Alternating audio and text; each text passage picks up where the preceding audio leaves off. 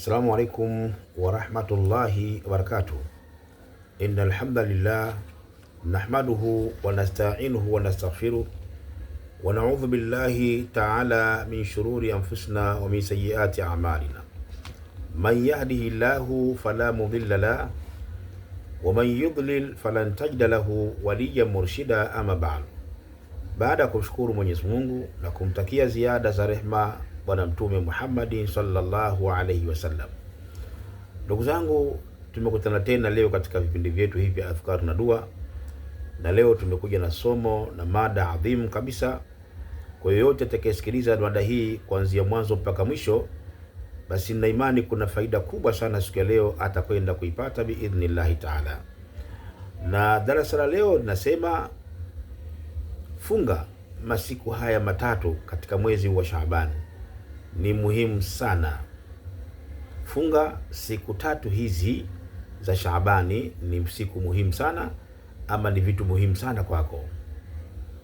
Najua wazi kwamba kila mmoja anaelewa fadhila na ubora wa mwezi huu wa Shaaban, na hata Mtume wetu Muhammad aliyekuwa anaonekana akifunga kwa wingi. Hakuna mwezi ambao Mtume alifunga sana kama mwezi wa Shaaban, mpaka mama Aisha anasema nilikuwa nadhani kana kwamba Mtume atafunga mwezi mzima.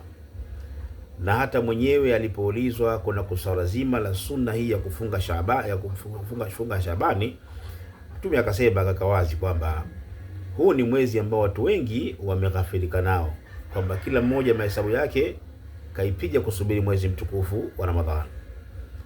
Mtume akasema hiyo ni jambo la kwanza. Jambo la pili, ndio mwezi ambao Mwenyezi Mungu anachukua au zinapandwa amali za waja za mwaka mzima. Amali zangu mimi, amali zako wewe, matendo yetu yote yanapandishwa katika mwezi huu wa Shaaban. Kwa Mtume alikuwa anafunga bimaana kukithirisha sana kufanya kheri katika mwezi huu wa Shaaban. Na hata waja wema waliopita walikuwa wanashughulishwa mno sana, wengine kujiandaa kusoma Qur'an kwa wingi sana katika mwezi wa Shaaban. Wengine walikuwa nafikia tu mpaka wanafunga biashara zao mwezi huu, wanajiandaa na kufanya mazoezi ya kuisoma sana Qur'an katika mwezi huu wa Shaaban. Lakini cha ajabu, sisi leo ndio tunaandaa habari ya vunja jungu, ndio tunaandaa maasi ya mwisho kumaasi Allah, kitu ambacho masahaba wa Mtume hakufanya hivyo. Sheikh, sio mada yetu kuzungumzia hayo. Tunazungumzia leo hizi siku tatu ni zipi ambazo mja aende akafunge katika mwezi huu wa Shaaban. Ndugu yangu katika imani, turudi katika hadithi ya sahaba wa Mtume Muhammad sallallahu alaihi wasallam, anaitwa Aba Huraira. Aba Huraira huyo kihistoria ndo sahaba wa kwanza kupokea hadithi nyingi sana za Mtume Muhammad, zaidi ya 1500 anazo huyo sahaba. Jina lake ni Abdurrahman ibn Sakhar ad-Dawsi. Anasema ausani khalili bi thalathi, amenihusia mimi kipenzi changu ambaye ni Mtume Muhammad, amenihusia mambo matatu. Na mambo haya matatu wallahi Aba Huraira hakuyaacha haya mpaka anakufa, kwa usia wa Mtume Muhammad sallallahu alaihi wasallam. Anasema amenihusia mimi mambo ngapi? Matatu. La kwanza, antasuma 3 ayami min kulli shahri. Jambo la kwanza, kufunga siku tatu kwa kila mwezi.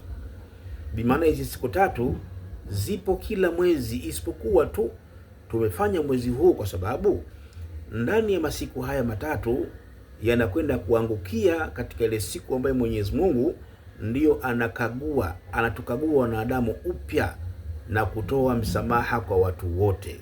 Tunakwenda kutoa msamaha kwa watu wote, isipokuwa watu wawili. Hawa ndio Mwenyezi Mungu hatuwasamehe, ambaye tumezungumza katika darasa za nyuma zilizopita, ambaye ni mshirikina na yule mwenye magomvi, mwenye ikidi, mwenye chuki na watu. Hawa wawili Mwenyezi Mungu hatowapa msamaha.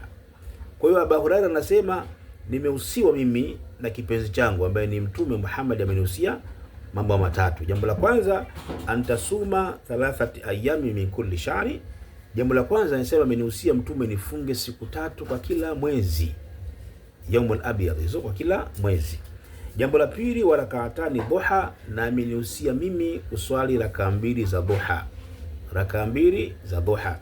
Na jambo la tatu, wa an awitra qabla anam, na vile vile amenihusia Mtume Muhammad sallallahu alaihi wasallam kuswali witri kabla ya kulala. Hizi ni nyasia tatu ambazo Abu Huraira anasema alihusiwa na Mtume Muhammad sallallahu alaihi wasallam. Sasa lengo letu si kuzungumzia haya mengine katika hizi nyasia. Lengo letu ni kuzungumzia jambo la kwanza alosema Abu Huraira, kufunga siku 3 kwa kila mwezi. Na hapa sisi leo tunakusudia mwezi huu wa Shaabani katika haya masiku 3, kwa sababu ndani yake anakwenda kuangukia katika ile siku ambayo Mwenyezi Mungu anakagua waja wake upya. Mwenyezi Mungu anatoa msamaha wa dhambi kwa watu wote. Tushaeleza, sina haja kurudia masiku hayo masiku gani ambayo tunakwenda kuyafunga. Lakini kabla sijaeleza haya, hebu nikupe faida kwanza ya mtu anayefunga. Iwe unafunga siku 3 hizi, iwe unafunga Alhamisi na Ijumaa, ama unafunga mwezi mtukufu wa Ramadhani, faida anayepata mfungaji ni zipi? Kwanza, husaidia kupumzisha mwili. Husaidia kupumzisha mwili. Mwili unahitaji mapumziko, Sheikh. Husaidia kupumzisha mwili. Vile vile kuboresha mmeng'enyo wa chakula na kusawazisha mifumo ya mwili. Pia husaidia kudhibiti uzito na afya ya moyo.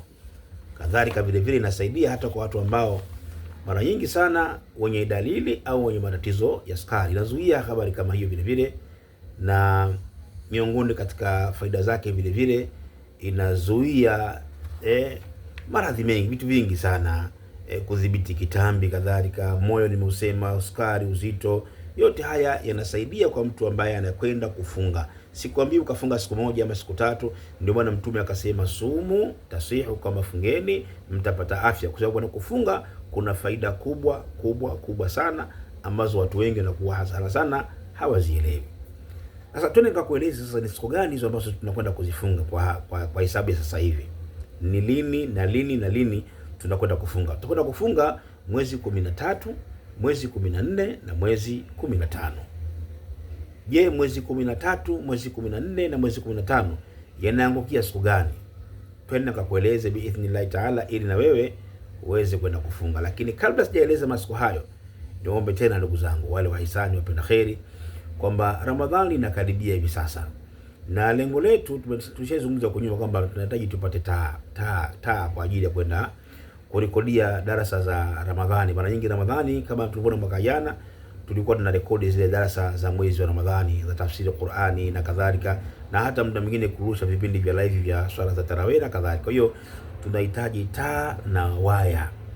Vitu vyote hivyo tunavyohitaji, thamani yake, gharama yake haizidi 200,000, kama 180 hivi. Inshallah inaweza vikapata vifaa vyote hivyo tunavyohitaji kwa ajili ya kuboreshea na kuendeshea vipindi vyetu, hususan katika mwezi mtukufu wa Ramadhani ambao unakuja. Kwa hiyo tunaomba wapenda kheri wote ambaye atakayeguswa ulifanya hili haraka kabla ya kipindi hicho kijafika. Na vile vile tuna dua maalum tutaenda kuifanya mwezi 15 Shaaban. Tuna dua maalum tutakwenda kuifanya mwezi 15 Shaaban, kwa sababu ni siku ambayo Mwenyezi Mungu anakagua waja wake upya, lakini vile vile anatoa msamaha wa dhambi kwa watu wote. Tutakwenda kumlilia Allah subhanahu wa ta'ala katika siku hiyo. Twende katika masiku haya ambayo tunakwenda kuyafunga. Masiku tutakwenda kufunga ni mwezi 13, mwezi 14 na mwezi 15, ambayo itakuwa ni tarehe 1 mwezi wa pili, tarehe 2 mwezi wa pili na tarehe 3 ya mwezi wa pili. Zingatia sana masiku haya. Leo tunaongea hapa ni tarehe 29 mwezi wa kwanza, Januari. Bimaana tumesaliwa na siku 2 ambayo ni tarehe 30 na 31. Kwa hiyo tarehe 1 Muislamu atakiwa ufunge hii Yaumul Abyad, na siku ya pili na tarehe 2 ufunge tena Yaumul Bayd, na siku ya 3 maana tarehe 3 ndio masiku maalumu haya ya kufunga siku hii. Kwa hiyo insha Allah kila mpenda kheri basi afanye kheri hii, afunge masiku haya ili aingie katika msamaha wa Allah hadi ya kuwa amefunga siyamu. Inshallah, billahi tawfik. Assalamu alaikum wa rahmatullahi wa barakatuh.